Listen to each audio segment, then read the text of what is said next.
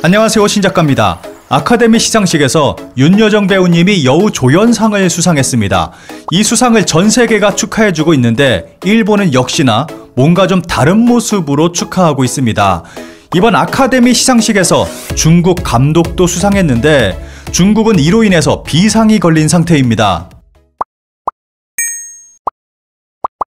이번 아카데미 시상식은 그 어느 때보다도 일본인들의 관심을 불러 모았습니다.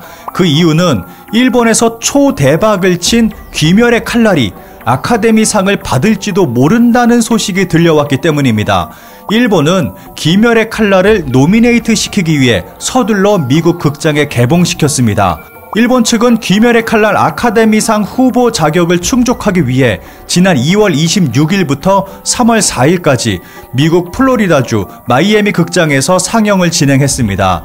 배급 관계자는 언론 인터뷰에서 아카데미 장편 애니메이션상 후보 자격을 얻을 수 있기를 바란다며 아카데미상을 노리고 있음을 적극적으로 밝히기도 했습니다. 그리고 일본의 언론들은 마치 귀멸의 칼날이 상을 받을 수 있을 것처럼 보도하기 시작했습니다. 일본 내에서는 귀멸의 칼날이 아카데미상을 받을 것이라고 반은 결론 지어 놓은 상태였습니다. 그런데 역시나 귀멸의 칼날은 후보 등록에 실패했습니다. 장편 애니메이션상 후보에는 온워드, 단 하루의 기적, 오버 더 문, 션 더 십, 더 무비, 꼬마 외계인 룰라, 소울, 울프워커스가 이름을 올렸습니다. 이름만 들어도 쟁쟁한 이들 작품 가운데서 귀멸의 칼날이 후보에 오른다는 것은 불가능에 가까운 현실이었습니다. 그런데 일본은 여전히 귀멸의 칼날에 목을 메고 있습니다.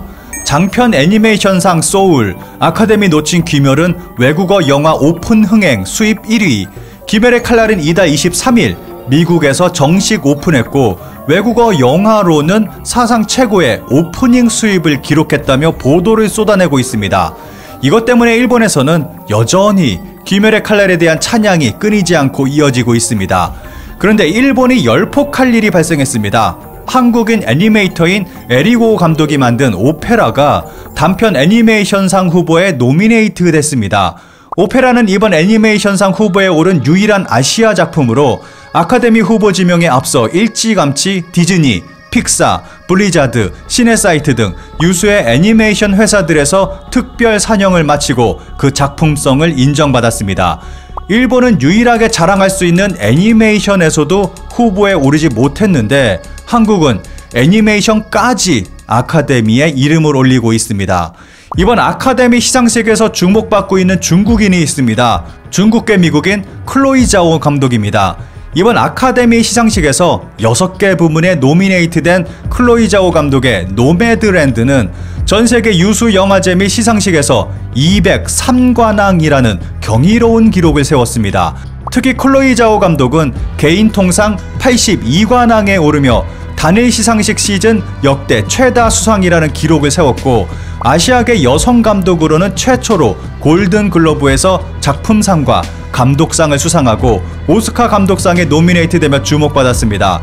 이렇게 잘나가는 중국인이 등장하자 중국은 숟가락 얹기를 시작했습니다. 중국 네티즌과 언론들은 중국의 자랑, 중국의 자존심이라며 자오 감독 띄우기에 들어갔습니다. 그런데 2013년 인터뷰가 온라인에서 뒤늦게 주목을 받으면서 자오 감독은 중국에서 완전히 매장당했습니다.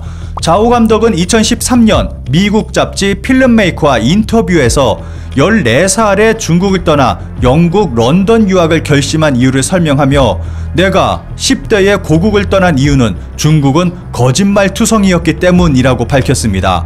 올해 초 호주의 온라인 매체와 진행한 인터뷰에서도 자신의 정체성이 중국이 아닌 미국에 있다는 것을 강조한 바 있습니다. 현재 중국에서는 자오 감독에 대한 기사를 철저하게 감시하고 있습니다. 자오 감독이 아카데미 감독상을 수상하자 웨이보에는 수상 소감을 밝히는 동영상을 포함한 게시물이 여러 건 올라왔는데 불과 1시간여 만에 삭제됐습니다. 그리고 중국에서는 아카데미 시상식 중계 자체를 금지까지 했습니다. 중국의 이러한 모습은 작년 일본의 모습을 떠오르게 합니다. 작년 아카데미에서는 영화 스캔들에서 특수 분장을 맡은 일본 출신 메이크업 아티스트 카즈히로 츠지가 분장상을 수상했습니다. 기자회견에서 일본 기자의 일본에서의 경험이 수상에 도움이 됐는가? 라는 국뽕 유도 질문에 카즈히로는 미안하지만 난 일본을 떠나 이제 미국인이 됐다. 꿈을 이루기 어려운 일본의 문화가 싫다. 그 문화가 싫어서 일본을 떠났고 난 지금 미국에 살고 있다. 고 딱 잘라 말했습니다. 이 발언으로 인해 카즈히로는 일본에서 매국노가 돼버렸고 일본 언론의 집중 공격을 받았습니다. 이런 중국과 일본에서 문화가 발전한다는 것은 불가능이라고 생각합니다. 이번 아카데미 시상식에서는 작년에 이어 한국 열풍이 불었습니다. 작년 봉준호 감독의 기생충에 이어 이번에는 미나리가 모두의 시선을 집중시켰습니다. 아쉽게도 감독상 수상을 못했지만 윤여정 배우님이 여우조연상을 수상했습니다.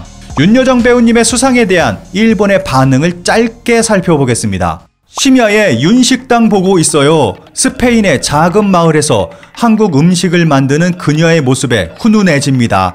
한국 드라마나 영화 팬 중에서 윤여정을 모르는 사람은 없을 거예요. 이번 수상도 실시간으로 보고 있었는데 정말 기쁩니다. 축하합니다. 좋은 소식인데 일본은 왠지 여러가지로 뒤떨어지고 있다는 느낌. 일본에는 애니메이션밖에 볼 게 없네. 유머도 있고 멋진 스피치였네요. 윤상의 연기는 정말 훌륭했습니다. 후보에 올랐을 때 어쩌면 이라고 생각했는데 정말 수상했군요. 대단해. 축하합니다. 센스 좋은 패션, 위트 있는 말솜씨, 보고 있는 사람을 즐겁게 만드는 진짜 엔터테이너라고 생각합니다. 좋아하는 여배우라서 기쁩니다. 그 이상으로 아시아인 여배우의 지위를 높여주신 것 같아서 정말로 기쁩니다. 윤상 축하합니다. 윤식당에서 이분이 여배우라고는 알고 있었지만 설마 이런 훌륭한 연기하는 분이라고는. 아카데미는 아시아 쪽이 수상하지 못하기 때문에 정말로 좋았습니다. 그리고 수상하지 못한 다른 분에 대한 배려도 인품이 나와 있어 좋았습니다.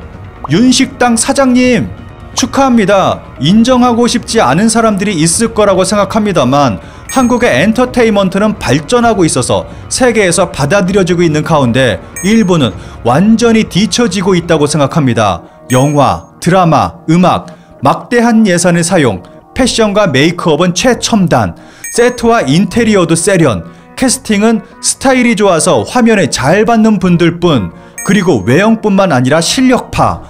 왜 일본은 만들 수 없는 것일까요? 일본의 엔터테인먼트도 노력했으면 좋겠다. 한국의 엔터테인먼트는 세계 시장에 일반적으로 정착했네. 헐리우드와 경쟁할 수 있는 수준까지 왔다. 축하해. 하지만 아시아인 최초의 여우조연상은 일본인인 것이 자랑. 아무튼 윤여정님 축하한다고 말하고 싶다. 이분은 한국 드라마나 한류 드라마에서 자주 보았던 여배우인데 TV 드라마 힘내라 굼순의 할머니 역이 개인적으로 가장 인상에 남는다. 영화는 보려고 할 때는 끝나서 대여해서 보려고 해. 한국의 실력 있는 여배우가 아시아인으로 수상한 것은 정말 기쁜 일이다. 일본 영화계는 70년 전 한 차례 여우상을 받았을 뿐이라는 점을 반성해야 할 것이다. 일본 영화가 아이돌 중심으로 연예 프로의 의향에 따르기 쉬워서 실력 있는 배우의 육성 방법 개발을 몇십 년에 걸쳐 게을리해왔다고 말할 수 있는 것은 아닌가? 배가 고파서 배우를 그만두지 않을 수 없다. 그런 사람들도 많았던 것이 아닐까? 축하합니다. 다음은 군함도 2에 출연해 일본의 한류 팬들을 깜짝 놀라게 해주세요.